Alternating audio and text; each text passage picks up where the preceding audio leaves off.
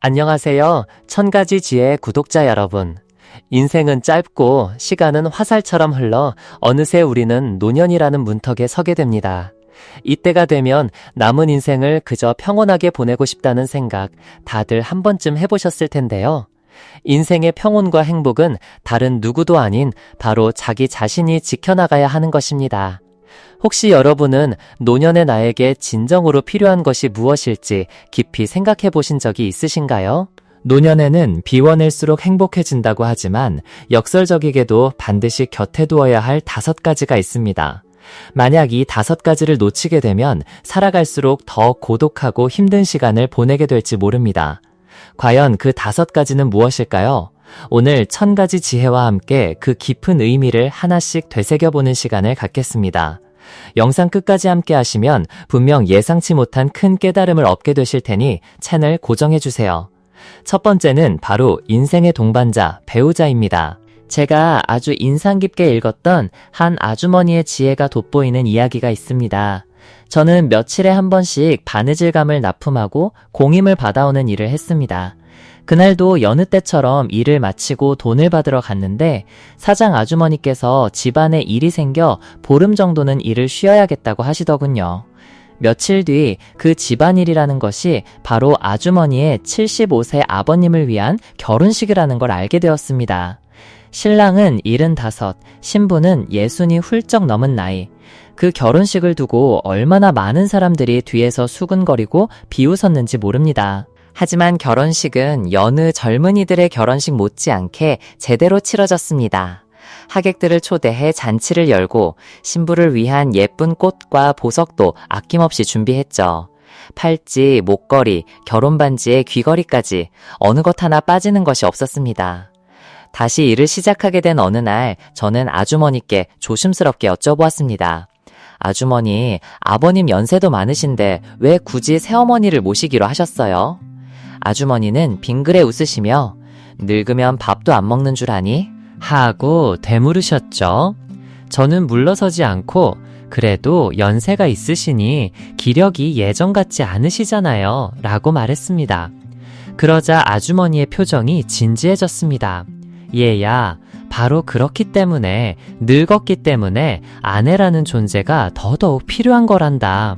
저는 그 말이 무슨 뜻인지 몰라 어리동절했습니다. 네? 늙을수록 아내가 필요하다니요? 그런데 왜 그렇게 귀한 예물을 많이 해주셨어요? 따님 시집 보낼 때보다 더 많이 하신 것 같아요. 아주머니는 제 어깨를 토닥이며 차분히 설명해 주셨습니다. 얘야, 넌 아직 잘 모르는구나. 그게 뭐가 많다는 거니? 고작 금 1냥 정도인데 그 돈으로 우리 아버지를 1년이라도 더 편안하게 모실 수 있다면 결코 아깝지 않단다. 이제 아버지는 끼니 걱정 없이 따뜻한 밥을 드시고 누군가 곁에서 씻겨드리고 캄캄한 밤에도 외롭지 않게 함께 잠들 사람이 생긴 거야. 이런 일들은 자식인 내가 해드릴 수 없는 부분이잖니? 그 돈으로 아버지가 돌아가시는 날까지, 아니 돌아가신 후 제사까지 챙겨줄 사람이 생긴 건데 이게 어떻게 많다고 할 수 있겠니? 나는 오히려 그분이 거절하실까봐 얼마나 마음 졸였는지 몰라. 그분이 승낙하셨을 때 정말 복권에 당첨된 것보다 더 기뻤단다. 아주머니의 말을 듣고 저는 순간 머리를 한 대 맞은 듯 멍해졌습니다. 정말 사람의 마음과 현실을 꿰뚫어보는 너무나도 현명하고 놀라운 계산이었습니다. 보통의 자식들은 늙은 부모님이 재혼이라도 하려고 하면 자신들이 받을 재산이 줄어들까봐 반대부터 하잖아요. 그 재산이 모두 부모님이 평생 일궈온 것임에도 불구하고 말이죠. 자신들은 배우자를 잃으면 새로운 사람을 찾아 나서면서 부모님의 외로움과 사랑받고 싶은 마음은 전혀 헤아리지 못하는 경우가 많습니다. 아, 늙어간다는 것. 평생을 자식 위해 헌신한 부모님의 마음. 저 역시 그 아주머니의 이야기를 듣기 전까지는 이런 깊은 속내를 전혀 알지 못했습니다. 그분의 지혜 덕분에 비로소 노년의 삶에 진정으로 필요한 것이 무엇인지, 자식들이 아무리 뛰어나고 부유해도 채워줄 수 없는 부분이 있다는 것을 깨닫게 된 것입니다.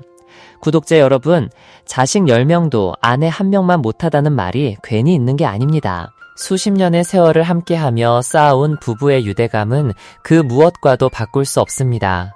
늙어갈수록 가장 소중한 존재는 바로 내 곁을 지키는 배우자입니다. 그들은 인생의 모든 기쁨과 슬픔, 거친 풍파를 함께 헤쳐나가며 마지막 순간까지 손을 잡아줄 유일한 사람입니다. 젊어서는 사랑으로 살고 늙어서는 우정으로 산다는 말처럼 노년의 배우자는 가장 좋은 친구가 되어줍니다. 함께 밥을 먹고 이야기를 나누고 모든 것을 공유할 수 있는 배우자가 곁에 있다는 것, 이것이야말로 인생 최고의 자산입니다. 자녀를 돌보고 돈을 버는 데에만 너무 몰두한 나머지 인생의 가장 소중한 동반자를 돌보는 것을 잊지 마세요. 두 번째는 바로 기댈 곳이 되어줄 재산입니다. 많은 분들이 노후에는 자식에게 의지하며 살면 된다고 생각합니다. 요즘은 부모를 부양하고 싶어 하지 않는 자식들도 많다지만 그래도 부양은 자식의 의무라고 여기는 경향이 있죠. 자식에게 의지하는 것을 부끄러워하지 않는 어르신들도 많습니다. 자식들이 부모를 잘 모신다는 건 그만큼 성공했고 부모를 책임질 능력이 있다는 증거이니 오히려 자랑스러워해야 한다고 생각하시죠. 자식과 함께 살면 당장에 먹고 사는 문제는 해결될지 몰라도 모든 것을 자식과 손주에게 의존해야 하는 상황에 놓이게 됩니다. 그리고 수많은 사례들이 증명하듯 자식에게 기대는 것은 그리 현명한 선택이 아닙니다. 결국 가장 좋은 것은 자기 자신에게 의지하는 것입니다. 대표적인 예로 올해 73살이신 김영자 할머니의 사연이 있습니다. 할머니는 2년 전 큰 병을 앓으셨다고 해요. 그 일을 겪고 나서야 노년의 삶이라는 현실을 똑바로 마주하게 되셨고 자식들에게 기대기보다는 3가지를 굳게 지켜야겠다고 다짐하셨습니다. 어째서 할머니는 자식들에게 의지하는 것이 소용없다고 느끼게 되셨을까요? 노년에 우리는 과연 무엇을 지켜야만 하는 걸까요? 지금부터 할머니의 이야기에 귀 기울여 보겠습니다. 저는 올해 73살이고 남편과 사별한 지는 13년이 되었습니다. 남편이 살아있을 때만 해도 저희 부부는 정말 행복하고 즐겁게 살았어요. 아들 2에 딸 1를 두었는데 아이들 모두 결혼해서 서울에서 안정적으로 잘 살고 있습니다. 하지만 그 좋았던 시절은 그리 길지 않았습니다. 남편이 은퇴한 지 5년 만에 교통사고로 갑자기 세상을 떠났거든요. 그날 이후로 저는 이 텅 빈 집에서 외로운 시간을 보내야만 했습니다. 그래도 그때는 건강도 괜찮았고 매달 나오는 연금으로 남편 없이도 충분히 제 앞가림은 할 수 있었죠.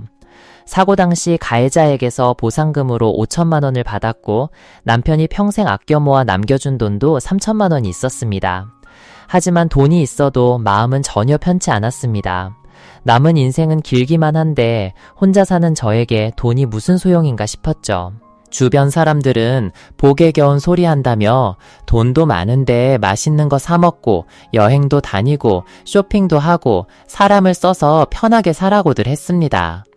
하지만 제게 노년의 삶이란 온전히 제 것이 아닌 것처럼 느껴졌어요. 저는 자식들이 최고의 기둥이라고 굳게 믿었지만 큰일을 겪고 나서야 그 아이들이 얼마나 탐욕스럽고 이기적인지 깨닫게 되었습니다. 남편이 죽고 나서 저는 어떻게든 가정을 잘 지키고 아이들과의 관계가 틀어지지 않게 하려고 했었습니다. 그래서 아이들의 모든 요구를 무조건 들어주기로 마음먹었죠. 몇 년 전 2 아들이 집을 옮긴다며 각각 3천만 원씩 달라고 하더군요. 하나뿐인 딸이 채를 살 때도 3천만 원을 보태주었습니다. 손주들 용돈이며 자잘한 생활비도 모두 제 몫이었죠. 제가 이렇게 잘해주면 훗날 늙었을 때 아이들도 저에게 잘해줄 거라고, 그러면 노년이 서럽지 않을 거라고 굳게 믿었습니다. 제 생각이 틀리지 않았다고 여겼어요. 남편이 떠난 후 몇 년간은 아이들이 모두 효도를 하더군요. 새 아이가 돌아가면서 저를 집으로 모셨습니다. 처음에는 2 아들 집에서 각각 5달씩, 그리고 딸의 집에서 2달을 머무기로 했죠. 아이들은 제가 원하는 곳에서 원하는 만큼 머물라고 말했습니다. 하지만 아이들과 함께 사는 것은 결코 행복하고 즐거운 일이 아니었습니다. 딸의 집에 가니 사위는 저를 손님처럼 대하며 불편하게 했고 큰아들 집에 가서는 온갖 집안일에 시달려야 했습니다. 처음 몇 달은 아들이 매달 50만 원씩 용돈을 줬지만 제 연금이 많다는 걸 알고는 울상을 지으며 생활비를 보태달라고 하더군요. 마음이 약한 저는 그걸 거절할 수 없었습니다. 그 후로 아들이 주는 돈은 20만 원으로 줄었고 나중에는 한 푼도 주지 않았습니다. 결국 저는 그 집의 모든 살림을 조용히 도맡아 책임져야 했죠.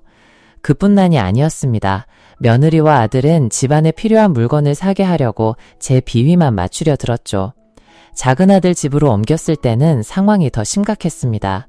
제가 이사한 지 얼마 되지 않아 작은 아들은 사업에 투자해야 한다며 3천만 원을 달라고 하더군요. 하지만 그동안 아이들에게 나눠주고 큰아들 집에서 생활비로 쓰느라 남은 돈이 없다고 말했습니다. 그러자 작은 아들은 어머니, 이 집은 저희가 평생을 바쳐 마련한 유일한 보금자리예요. 만약 이 집을 팔면 명절 때 고향에 내려와도 머물 곳이 없잖아요. 라며 저를 압박하기 시작했습니다. 제가 아들의 요구를 거절하자 제가 예상치도 못했던 일이 벌어졌습니다. 작은 아들은 포기하지 않고 큰아들 부부까지 끌어들여 저에게 집을 팔라고 강요하기 시작한 겁니다. 저는 절대로 집을 팔 수 없었습니다. 새 아이를 달래기 위해 저는 각각 1,000만 원씩 쥐어주며 이제 남은 돈이 이게 전부라고 거짓말을 했습니다. 그제야 아이들은 집을 팔자는 이야기를 그만두었고 저는 이제야말로 평온한 삶을 살 수 있으리라 생각했습니다.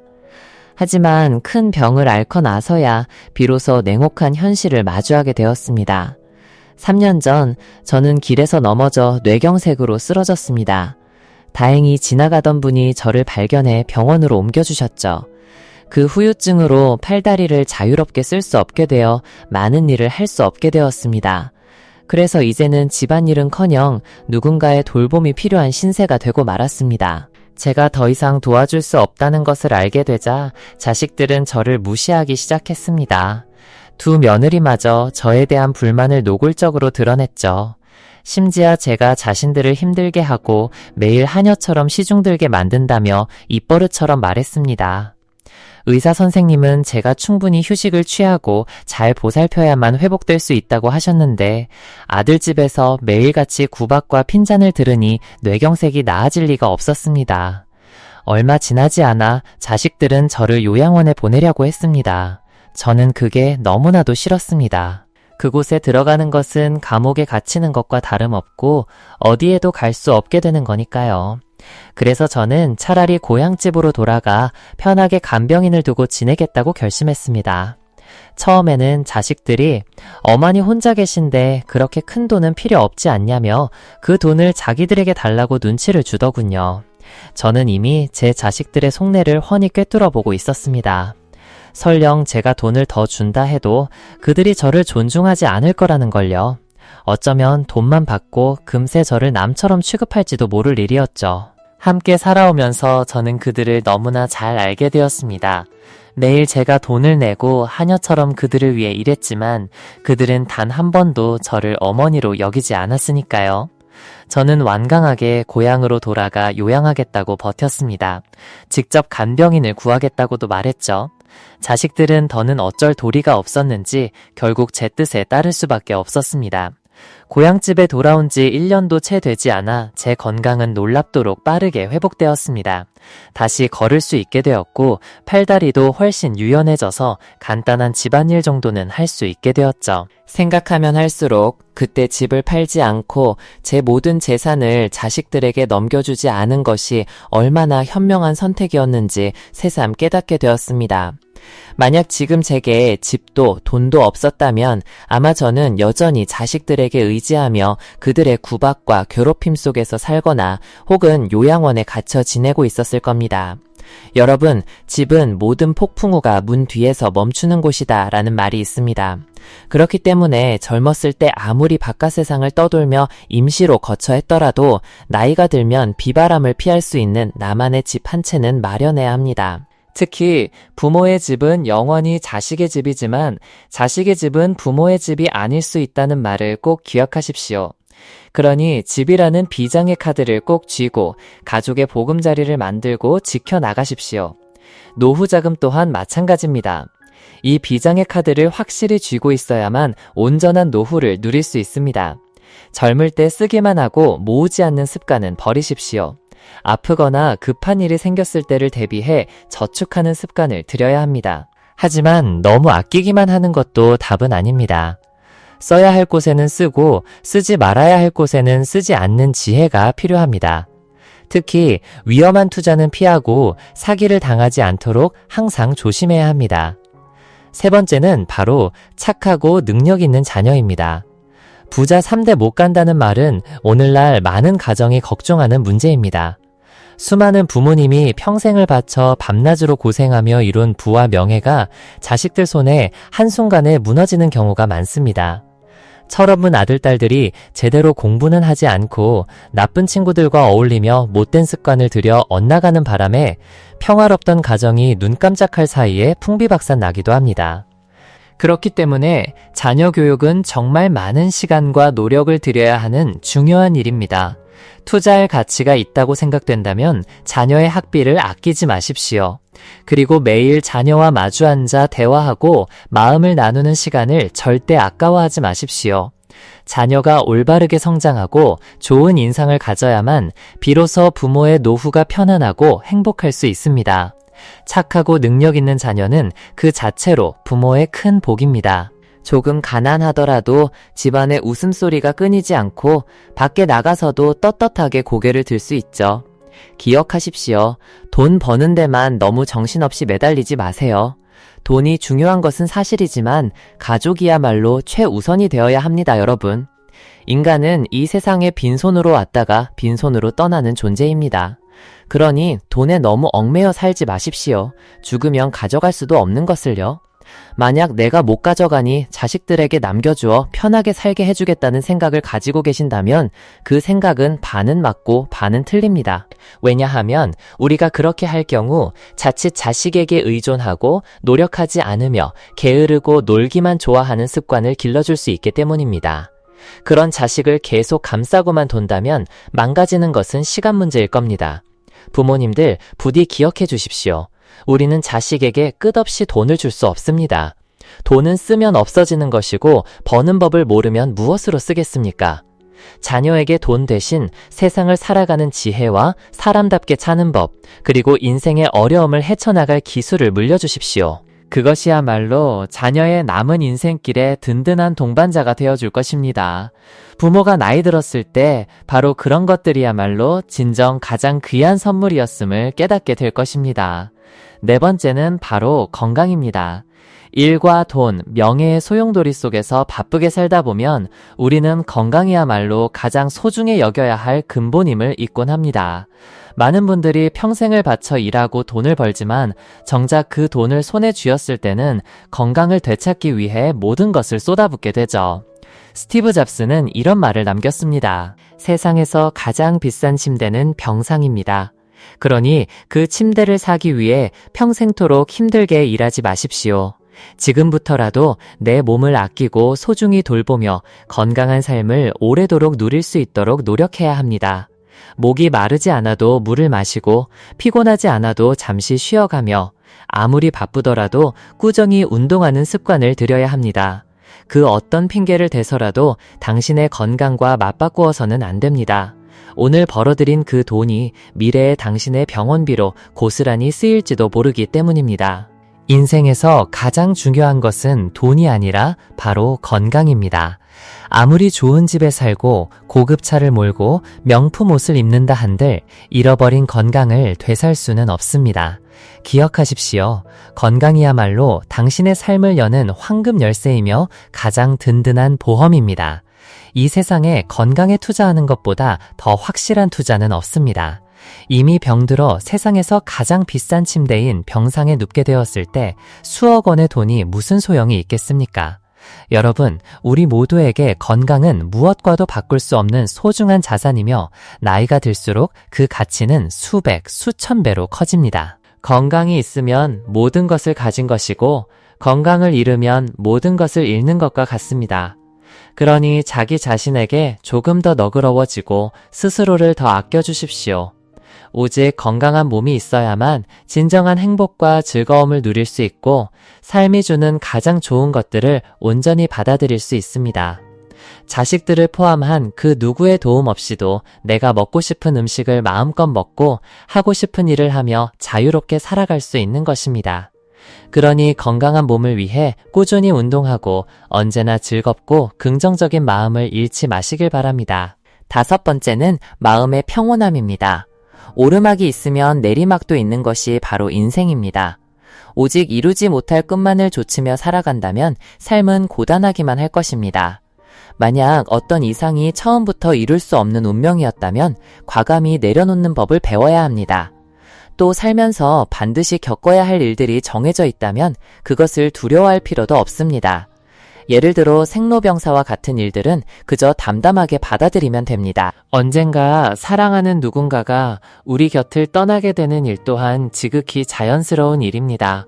물론 슬프고 절망스럽겠지만 그 슬픔 속에 영원히 갇혀 살 수는 없습니다. 내 주위에서 일어나는 모든 일들을 평온한 마음으로 마주하고 그것이 누구에게나 일어나는 삶의 일부임을 받아들이세요. 마음가짐이 운명을 결정합니다. 만약 늘 우울하고 침울한 상태로 주변 사람들을 거칠고 분노에 찬 태도로 대한다면 당신의 삶 또한 그와 같이 황폐해질 것입니다. 모든 것이 뜻대로 되지 않는다고 느끼며 항상 불편하고 화가 난 상태로 지내게 되겠죠. 그렇게 하는 것이 당신에게 무슨 이득이 있겠습니까? 그저 자기 자신을 괴롭히는 일일 뿐입니다. 자연의 순리에 따르는 법을 배우고 좋은 마음가짐을 준비하십시오. 그것이야말로 당신에게 가장 큰 행운이 될 것입니다. 오늘 당신이 최악이라고 생각했던 일도 내일이 되면 지나간 일이 될 것이고 모든 것은 다시 좋아질 것임을 기억하세요. 마지막으로 외상으로 파는 국밥집이라는 이야기에 귀를 기울여 주시기 바랍니다. 찬 바람이 살을 애는 듯한 추운 겨울이었습니다. 김 사장님은 두 손을 비비며 입김을 불어냈습니다. 창밖으로 보이는 거리는 여전히 오가는 사람들로 붐볐습니다. 그때 사장님의 시선이 가게에서 멀지 않은 전봇대 아래에 멈췄습니다. 얇고 낡은 옷을 입은 아이들이 여럿 모여 있었는데 어떤 아이는 복권을 팔고 어떤 아이는 구두를 닦고 있었습니다. 김 사장님은 그 모습을 보며 마음 한구석이 아려왔습니다. 어느덧 점심시간이 되어 손님들이 평소처럼 가게로 들어오기 시작했습니다. 김 사장님은 음식을 내어주고 계산을 하고 가까이 앉은 손님들과 정다운 대화를 나누며 분주하게 움직였습니다. 그의 작은 가게는 언제나 이렇게 북적였는데 아마도 사장님의 유쾌하고 따뜻하며 푸근한 인심 덕분일 것입니다. 게다가 음식은 언제나 따끈하고 맛있었으며 주머니 사정이 넉넉치 않은 사람들도 부담 없이 찾을 수 있었습니다. 손님들이 뜸해졌을 때 김 사장님은 아까 그 아이들 중 한 명을 발견했습니다. 깡마르고 유난히 몸집이 작았지만 유독 눈빛이 초롱초롱한 소년이었습니다. 아이는 가게문 한쪽에 숨도 씻어서 어른처럼 슬픔이 깃든 눈으로 진열된 음식들을 바라보고 있었습니다. 하지만 사장님의 마음을 더 아프게 한 것은 오랫동안 따뜻한 밥 한 끼 제대로 먹지 못한 듯한 아이의 지친 모습이었습니다. 안쓰러운 마음에 김 사장님은 아이를 향해 손짓하며 나지막하고 따뜻한 목소리로 불렀습니다. 얘야, 이리 좀 들어오너라. 소녀는 누군가 자기를 불렀다는 사실에 반신반의하며 깜짝 놀란 듯 했습니다. 아이가 도망가야 할지 다가가야 할지 망설이는 사이 음식을 넋놓고 보면서도 참 좋은 사람일 거라고 생각했던 바로 그 가게 사장님이 어느새 아이의 바로 앞에 다가와 서 있었습니다. 꼬마야, 여기서 뭐 하고 있니? 밥 사러 온 거니? 꼬마 아이 민준이는 아무 말도 하지 못하고 그저 고개만 살며시 저었습니다. 아침부터 들고 다녔던 복권 뭉치는 주머니 속에 그대로였습니다. 밥을 살 돈이 없다는 걸 아이는 알고 있었죠. 식당 사장님도 그 작은 몸짓의 의미를 알아차렸지만 여전히 다정한 목소리로 물었습니다. 그럼 배는 고프고? 민준이는 더 이상 아무 말도 하지 못하고 그저 조용히 고개를 끄덕였습니다. 이리 들어오너라. 아저씨가 도시락 하나 싸줄게. 사장님은 민준이의 작고 여린 손을 잡고 가게 안으로 이끌었습니다. 가게 안은 손님들이 빠져나가 한산해지고 있었지만 민준이는 이곳의 공간이 너무나 따뜻하게 느껴졌습니다. 마치 자신이 꿈에 그리던 집처럼 말이죠. 차가운 바람이 들이치지 않고 누군가가 오직 자신만을 위해 따뜻하고 향기로운 음식을 만들어주는 그런 집 말입니다. 아이는 사장님이 건네준 도시락을 받아들고는 고개를 숙여 감사 인사를 하고는 쏜살같이 가게를 빠져나갔습니다. 마치 사장님이 돈을 달라고 할까봐 두렵기라도 한 듯이 말이죠. 사장님은 골목 모퉁이로 사라지는 작고 위태로운 뒷모습을 그저 말없이 바라보았습니다. 사장님, 저 녀석을 혼내지 않으셨군요. 두고 보세요. 내일은 친구들까지 우르르 몰고 와서 밥 달라고 할 겁니다. 가게 안에 있던 한 남자의 비꼬는 듯한 목소리가 울렸습니다. 하지만 그 말에 사장님은 그저 온화하게 미소 지을 뿐이었습니다. 다음날 점심시간이 끝날 무렵 사장님이 문 밖을 내다보니 어제 그 손님의 말이 현실이 되어 있었습니다. 민준이가 자기보다 더 작은 아이들을 한 무리 이끌고 온 것이었죠.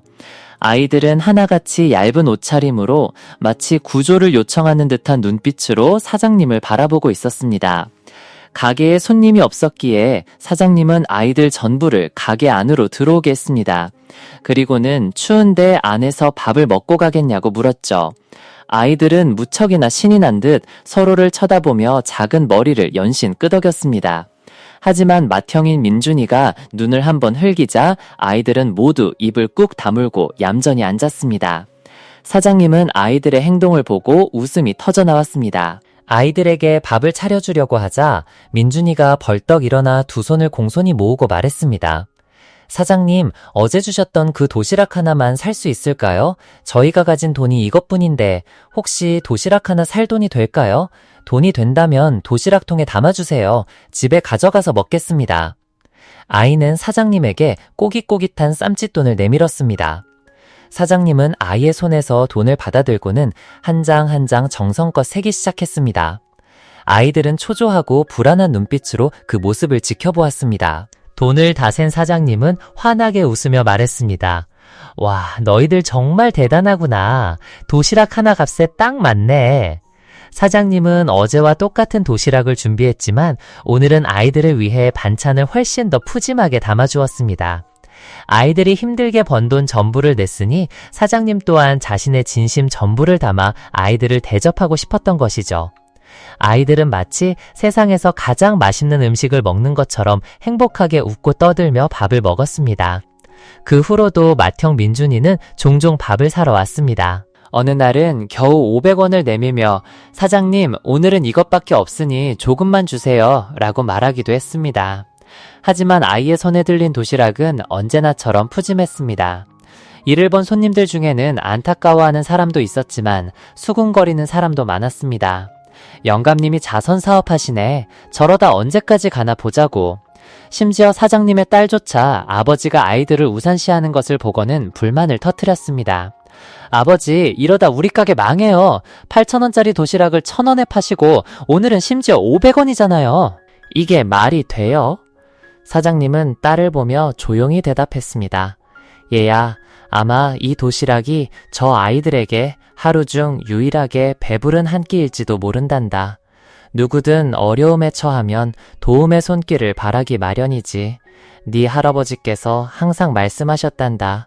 다른 사람을 생각하고 마음속에 선한 뜻을 품으면 네 마음은 늘 평화로울 거라고. 우리 딸도 이 말을 꼭 기억해 주었으면 좋겠구나. 그날 이후 사장님은 매일 점심시간마다 민준이를 기다렸지만 그 500원짜리 도시락을 마지막으로 민준이는 다시는 가게에 나타나지 않았습니다. 사장님의 마음은 무겁게 가라앉았고 아이에게 무슨 일이 생긴 건 아닐까 걱정했습니다. 세월은 쏜살같이 흘러 사장님은 민준이를 다시 만나지 못했습니다. 어느덧 사장님의 딸이 대학교 2학년이 되었으니 민준이도 이제는 훌쩍 자랐을 테지요. 그러던 어느 날 사장님은 딸이 퉁퉁 부은 눈으로 어두운 구석에 앉아있는 것을 발견했습니다. 딸의 얼굴에는 긴장과 좌절감이 역력했습니다. 사장님은 조용히 딸에게 다가갔습니다. 마음속으로 무언가 좋지 않은 일이 일어났음을 직감했죠. 사장님이 캐묻자 딸아이는 그저 얼굴을 감싼 채 울며 고개를 저을 뿐이었습니다. 부녀는 오랫동안 말없이 함께 앉아 있었습니다. 아버지는 아무 말 없이 딸의 곁에 바싹 다가가 앉았습니다. 마치 딸아, 아빠가 여기 있잖니 라고 말하는 것처럼 말이죠. 아버지, 죄송해요. 마음이 조금 진정되자 딸아이가 입을 열었지만 목소리는 여전히 슬픔에 잠겨 있었습니다. 제가 아이를 가졌어요. 그런데 남자친구는 아이를 지우지 않으면 헤어지겠다고 해요. 박 사장님은 그 자리에 얼어붙고 말았습니다. 하나뿐인 딸이 너무나도 큰 실수를 저지른 것입니다. 젊은 시절의 철없는 행동이 때로는 얼마나 큰 상처를 남기는지요. 하지만 여기서 아이를 포기하게 만든다면 딸의 남은 인생은 평생 죄책감 속에서 고통받을 터였습니다. 딸이 너무나도 안쓰러웠던 박 사장님은 아무 말도 하지 않았습니다. 꾸짖지도 않았죠. 그저 딸의 손을 꼭 잡고 말했습니다. 우리 딸, 아이는 낳는 거다. 그것이 옳은 결정임을 알았지만 박 사장님의 마음은 온갖 걱정으로 가득 찼습니다. 어린 딸이 홀로 아이를 어떻게 키울 것이며 세상의 차가운 시선과 손가락질은 또 어찌 감당할 것인지, 아비로서 도울 수 있는 것에는 한계가 있고 딸의 인생을 대신 살아줄 수는 없는 노릇이었습니다. 박 사장님이 깊은 시름에 잠겨 멍하니 앉아있을 때였습니다. 낮고 정중한 목소리가 들려왔습니다. 저 사장님, 말씀 좀 여쭙겠습니다. 박 사장님은 손님을 쳐다보지도 않은 채 고개를 저으며 대답했습니다. 죄송합니다. 오늘 집안에 일이 있어서 장사는 힘듭니다. 다른 곳으로 가보세요. 하지만 그 젊은이는 포기하지 않고 끈기 있게 말했습니다. 사장님, 저 민준이에요. 기억 안 나세요? 오늘은 밥 먹으러 온 게 아니라 사장님 뵈러 왔습니다. 박 사장님은 고개를 들어 그를 바라보았습니다. 눈앞에는 말끔하고 세련된 옷차림의 젊은 남자가 서 있었습니다. 한참을 들여다보던 박 사장님은 문득 그에게서 어린 시절 민준이의 총명했던 눈빛을 발견했습니다. 민준이? 네가 민준이라고? 아이고, 기억나고 말고 벌써 10년이 흘렀구나. 이렇게 훤칠하게 자라서 성공까지 했다니 내가 다 기쁘구나. 두 사람은 서로를 부둥켜 안고 기쁨과 감격의 눈물을 흘렸습니다. 박 사장님은 과거 자신의 가게에서 밥을 먹던 그 소년이 이렇게 찾아오리라고는 상상도 못했습니다. 하지만 민준에게는 비록 소박한 밥 한 끼였을지라도 아버지처럼 자신을 사람으로 만들어준 분께 감사 인사를 전하는 것은 반드시 해야 할 일이었습니다. 두 사람은 마치 오랜만에 만난 친구처럼 자리에 앉아 그간의 이야기를 나누었습니다. 민주는 사장님의 식당을 떠난 후의 삶과 경험에 대해 이야기했습니다. 밝은 미래를 만들기 위해 정말 열심히 노력하고 또 노력했다고 했습니다. 포기하고 싶을 때마다 어린 시절 그 따뜻한 밥 한 공기에 담긴 사장님의 마음과 믿음을 떠올렸다고 말입니다. 그 말을 듣는 박 사장님의 눈에는 그저 뜨거운 눈물만 흘렀습니다. 그저 베풀었던 작은 온정이 한 사람의 인생에 이토록 큰 의미가 될 줄이야. 이내 박 사장님도 스스럼 없이 자신의 딸에 대한 이야기와 마음을 짓누르는 걱정거리를 털어놓았습니다. 잠시 생각에 잠겨있던 민주는 사장님을 바라보며 안심시키는 듯한 미소를 지었습니다. 그는 운명은 언제나 가장 완벽하고 멋진 계획을 가지고 있는 법이라고 말했습니다. 그리고 다음 날 다시 찾아뵙겠다는 인사를 남기고 떠났습니다. 다음 날 점심, 약속대로 민주는 식단에 들어와 박 사장님 앞에 정중히 앉아 말했습니다. 사장님, 따님인 서연 씨를 제게 주십시오. 제가 책임지고 싶습니다. 박 사장님은 자신의 귀를 의심하며 화들짝 놀라 되물었습니다. 세상에, 민준아, 그게 무슨 말이냐? 서연이를 알지도 못하면서. 결혼은 평생이 달린 일인데 이렇게 성급하게 결정할 수는 없는 게야. 민주는 진심이 가득한 눈으로 사장님을 바라보며 말했습니다. 사장님, 오래전 사장님께서 내어주신 5,000원짜리 밥 한 그릇이 지금의 저를 만들었습니다. 저희가 힘들게 번 돈을 무시하지 않으시고 저희 5 모두가 배불리 먹을 수 있도록 밥을 퍼주셨죠. 저는 한참 동안이나 그 돈이 정말 밥값으로 충분한 줄로만 알았습니다. 어느 날 밥을 기다리다 다른 손님들의 대화를 엿듣기 전까지는요. 그때 깨달았습니다. 사장님께서 그 긴 시간 동안 저희를 묵묵히 도와주고 계셨다는 것을요. 그리고 저희의 땀과 노력을 얼마나 소중하게 여겨주셨는지도 말입니다. 잠시 말을 멈춘 민주는 이어갔습니다. 사장님께서 저희에게 해주신 일은 아버지가 아들에게 가르쳐주는 바로 그것이었습니다. 저는 제 힘으로 밥을 벌어야 한다는 것을 배웠고, 더 나아가 다른 사람의 고통을 덜어주고 행복하게 만들어줄 책임이 있다는 것을 깨달았습니다. 서연 씨의 이야기를 듣고 그녀에게서 사장님의 그 용기와 따뜻한 마음을 보았습니다. 이것이야말로 사장님께서 제게 가르쳐 주신 대로 살아갈 기회라고 생각했습니다. 두 사람에게 따뜻한 가정을 만들어주고 싶습니다. 저는 진정한 가족의 행복은 서로를 향한 너그러운 마음과 이해, 그리고 있는 그대로를 받아들이는 것에서 시작된다고 믿습니다. 서연 씨를 알아갈 시간은 부족했지만 진심 어린 마음만 있다면 어떤 어려움도 이겨내고 행복을 만들 수 있다고 확신합니다. 박 사장님은 아무 말도 할 수 없었습니다. 그저 민준을 바라볼 뿐이었습니다. 선한 인상의 그 얼굴 위로 하염없이 눈물이 흘러내렸습니다. 그것은 행복의 눈물이자 감사의 눈물이었고 선한 세상에 대한 믿음의 눈물이었습니다. 그 후 며칠 동안 민주는 서연을 찾아와 정성껏 보살피고 그녀와 마음을 나누었습니다. 그리고 운명의 이끌림처럼 두 사람은 서로의 진심을 알아보고 깊이 사랑하게 되었습니다. 그들의 결혼은 그렇게 순조롭게 달콤한 결실을 맺었습니다. 박 사장님의 따뜻한 마음과 선한 심성이 그의 딸과 오래전 인연아 맺었던 한 소년의 삶에 이토록 아름다운 행복의 씨앗을 뿌린 것입니다. 인정은 추상적이거나 눈에 보이지 않는 것이 아닙니다. 그것은 그저 공감, 진심 어린 관심, 그리고 다른 사람들과 어려움을 나누고자 하는 소망에서 비롯되는 행동들입니다. 비록 단순해 보일지라도 진심에서 우러나오는 관심과 대우는 고통을 해소하는 거대한 힘을 담고 있습니다. 12년 전 김할아버지의 따뜻한 마음은 복권을 팔던 어린 소년의 고된 삶을 하루 한 끼라도 배부르게 먹을 수 있게 해주었고 진심 어린 관심으로 따뜻하게 만들어 주었습니다. 12년 후 김할아버지가 심었던 선량함의 씨앗은 할아버지의 딸이 위험한 상황에서 벗어나 행복한 가정을 이루고 진정으로 사랑하는 사람을 얻는 데 도움을 주었습니다.